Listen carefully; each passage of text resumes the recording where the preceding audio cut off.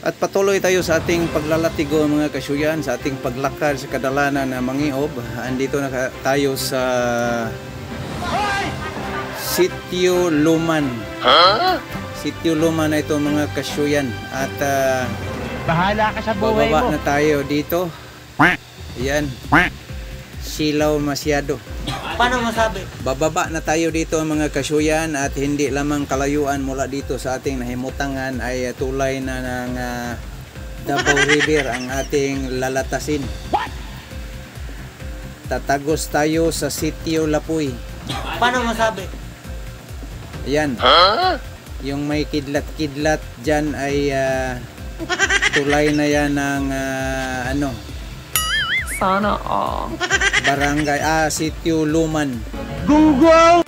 At patuloy tayo mga kasyuyan. Ayan, makita na ninyo ang mga railings at brandilya ng tulayan na bagong gawa. Wow naman! Bagong gawang tulay. Proyekto ng ating gobyerno.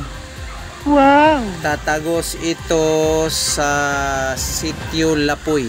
Bahala ka sa buhay mo. At ayan, lumampas na tayo at tayo'y nagkarandang na patungong Fatima. Sitio Fatima. At ito yung alma mater ko nung elementary mga kasyuyan ito. Hindi lang Maclarix kasi Mangiob na. Ayan. Yan yung alma mater ko mula grade 3 hanggang grade 6. At ito na mga kasyuyan.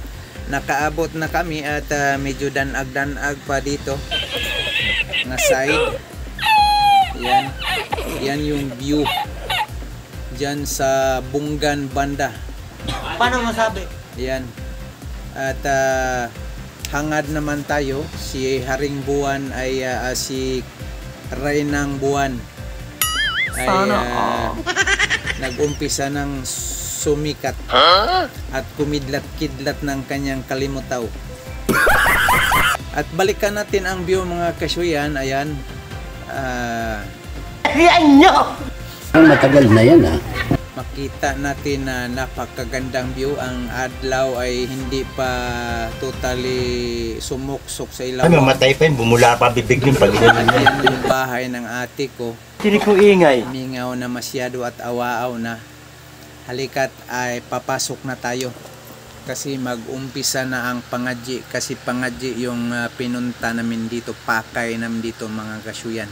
At habang ako'y nag-inanay ng duol doon sa kanyang balkon, andito na at umpisahan na nating sumulod at walang tawa. Ayan, no? Andiyan sila sa loob siguro. Pero papasok tayo kahit na walang pahintulot. Bahala ka sa buhay mo. Ayan. At tayo'y sumulod na sa pangalawang iskinita. Andito na. Dito dati nakaburol yung ate ko. Hi ate. Miss you te.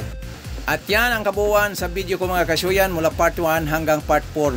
Maraming salamat sa inyong laging panonood.